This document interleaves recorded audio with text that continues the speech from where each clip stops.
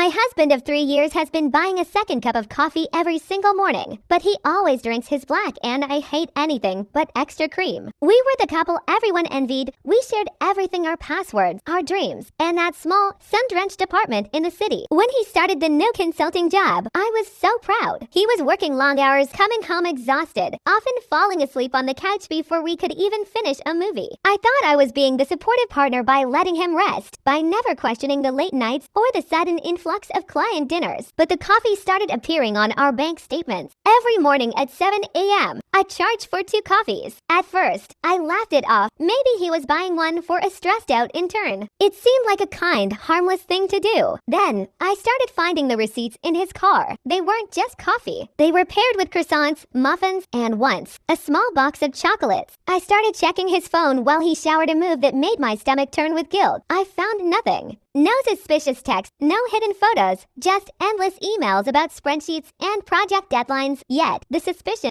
grew like a weed. One rainy Tuesday, I decided to drive to the coffee shop near his office, sitting in my car for an hour, waiting to see who he was meeting. He didn't show up, but a woman did. She walked out of the office building, looking around nervously, before meeting a man in a parked car down the street. It wasn't my husband. She leaned in, kissed the man, and they drove off together. My heart slowed its frantic pace. I was wrong.